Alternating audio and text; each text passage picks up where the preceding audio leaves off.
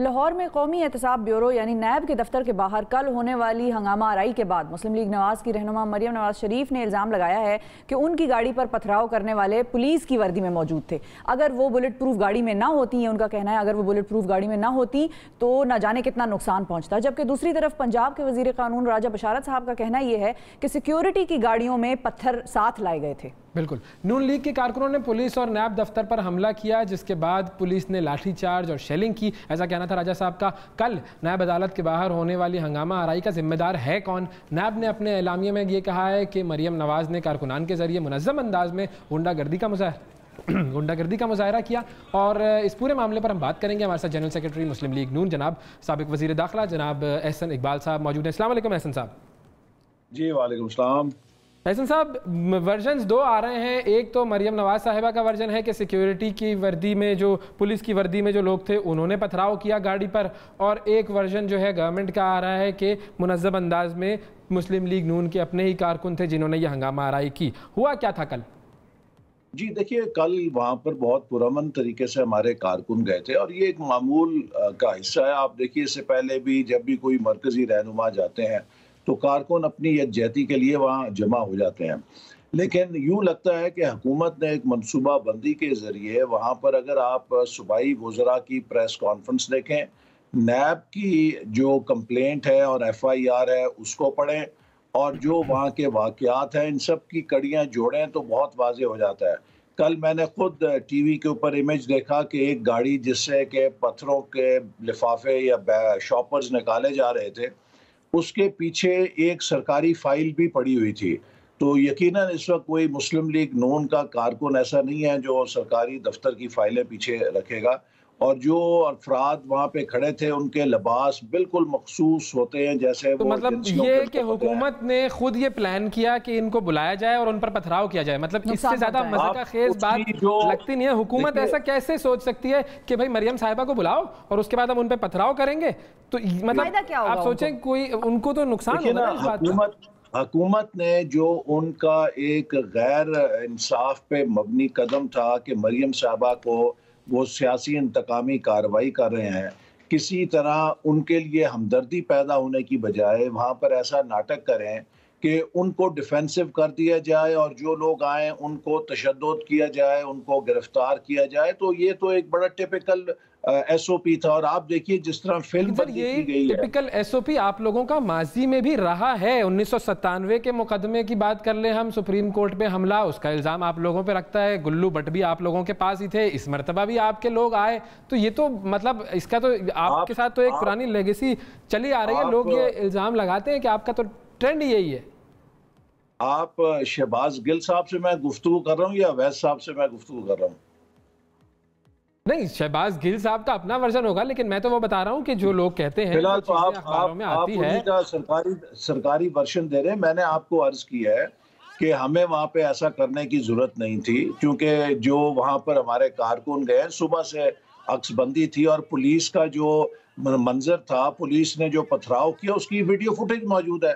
آپ نے اگر وہ نہیں دیکھی تو اس پہ آپ کی معلومات کی کمی کے لیے میں تو قصوروار نہیں ہوں، لیکن حقیقت یہ ہے کہ وہاں پر مریم نواز صاحبہ کی جانے کی ضرورت کیا تھی جلوس کی صورت میں؟ اگر ہم اس کو ذرا دیکھیں کہ پبلک کو، جو آپ کے جو کارکنان تھے ان کو بلانے کی ضرورت کیا ہوتی ہے؟ نیب کے اندر پیشی ہے، جس کی پیشی ہے وہ جائے، پیشی دے اور آ جائے۔ لوگوں کو جب ہم جمع کرتے ہیں تو خدشہ یہ ہوتا ہے کہ کچھ پرابلم ہوگی۔ دیکھیے، آپ مجھ سے سوال کرتے ہیں، میں اس کا جواب دے رہا تھا، آپ کاٹ کے پھر ایک اور بات کر دیتے ہیں، میری طرف سے معذرت سے۔ اگر میں آپ کے پروگرام میں اپنے جواب کو مکمل نہیں کر سکتا تو پھر بہتر ہے کہ میں آپ کی بات سنوں، پہلے آپ مکمل کر لیں۔ سر معذرت آپ سے، آپ تو بالکل مطلب میں جواب دینے کی آپ کو مکمل طور پر آپ کا اختیار ہے، آپ جواب دیں بالکل، میں خاموش ہوں، تنگوش ہوں۔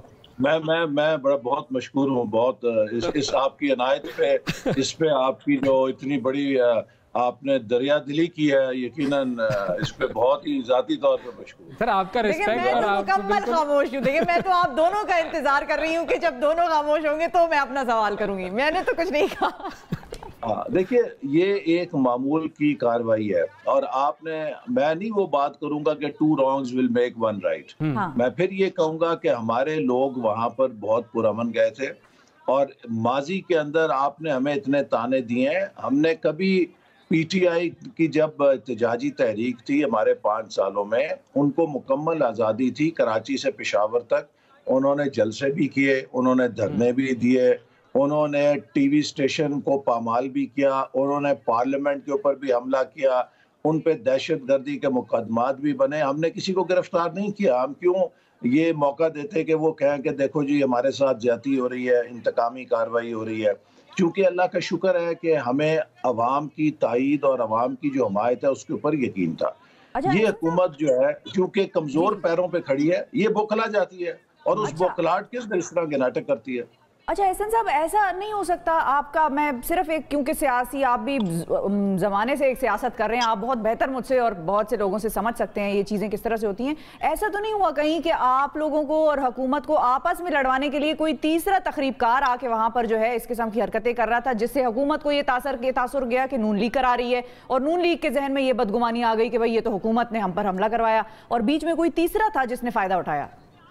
دیکھیے نا، تیسرا تو تب ہے کہ اگر وہ کوئی چھپا ہوا ہو. یہاں پر تو پولیس کی فوٹیج موجود ہے کہ جس نے پتھراؤ کیا، جو پولیس نے تشدد کیا، جو پولیس نے کیمیکلز استعمال کیے آرسو گیس کے ساتھ، یہ ساری چیزیں تو براہ راست مناظر موجود ہیں. اور پھر جو نیب کی پریس ریلیز آئی، پھر نیب نے جو مقدمہ کیا اور حکومت کی طرف سے جس طرح کی پریس کانفرنسز آئیں، تو یہ سب کچھ ایک ہی پلاٹ کا حصہ لگتا ہے. لیکن ہم اس سے کوئی گھبرانے والے نہیں ہیں. آپ یہ دیکھیے نا کہ ایک طرف ملک کے حالات کیا ہیں. پاکستان کی معیشت بیٹھ چکی ہے، کرونا کے ساتھ کمر ٹوٹ چکی ہے معیشت کی. ملک اس وقت خارجی چیلنجز کے اندر گھرا ہوا ہے. کشمیر کی صورت کیا ہے اور ہمارا ایجنڈا کیا ہے؟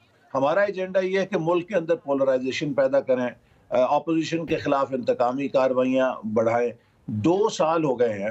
ہم نے بار بار حکومت کو کہا ہے کہ بھئی آپ کے پاس میڈیا ٹرائل کی بجائے اگر کوئی ٹھوس شواہد ہیں، کوئی ثبوت ہے، آپ جو کہتے ہیں کہ بہت ثبوت ہیں، تو آپ عدالتوں میں مقدمہ دائر کر کے سزائیں دلوائیں، وہاں پر ثابت کریں کہ یہ انہوں نے چوری کی، کرپشن کی.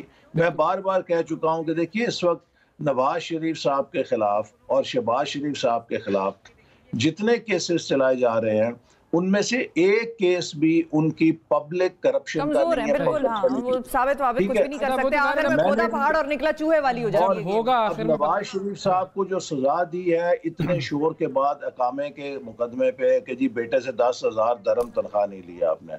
پھر اس کے بعد جو لنڈن فلیٹس کا کیس ہے وہ ان کے والد کے زمانے کی ٹرانزیکشن کا ہے جس سے ان کا کوئی لینا دینا نہیں. وہ 3 دفعہ وزیر اعظم رہے ہیں. آپ بتائیں کہ جی فلانے پروجیکٹ میں آپ نے یہ بدعنوانی کی، آپ نے فلانے ٹھیکے کے اندر یہ رشوت لی ہے، آپ نے فلانی جگہ سرکاری بجٹ کے اندر یہ خرد برد کی ہے، اس پہ آپ کو ہم یہ کیس بناتے ہیں. میں نے 3,200 ارب روپے کا ڈیولپمنٹ بجٹ ہینڈل کیا ہے 5 سالوں میں. 3,200 ارب یہ کوئی معمولی رقم نہیں ہے. میں ابھی چیلنج کرتا ہوں آپ کے پروگرام کے ذریعے کہ 5 روپے کی کرپشن، مالی فائدہ، کک بیک ثابت کرے کہ کسی ایک منصوبے کے اندر 5 روپے بھی رشوت لی ہے. لیکن میڈیا ٹرائل کر کے آپ ایک ہوا بنایا ہوا ہے کہ جی ہمارے میڈیا ٹرائل نہیں ہونا چاہیے، جو کچھ ہونا چاہیے عدالت میں ہونا چاہیے، نظر رکھنا چاہیے کہ انوسنٹ انٹل پروون گلٹی. صحیح. سر یہ بتائیے کہ آپ کل وہاں پر کیوں نہیں گئے تھے پیشی پر؟ نہ آپ وہاں پر گئے، نہ آپ پریس کانفرنس میں تھے. وہاں پر مریم نواز صاحبہ کی جو پریس کانفرنس تھی اس میں شہباز شریف صاحب بھی نہیں تھے، اس میں ایاز صادق صاحب، سعد رفیق صاحب، خواجہ آصف صاحب، کوئی بھی نہیں تھا. جی کل وہاں پر جو لاہور کے مقامی چند M N As M P As کی حد تک تھے.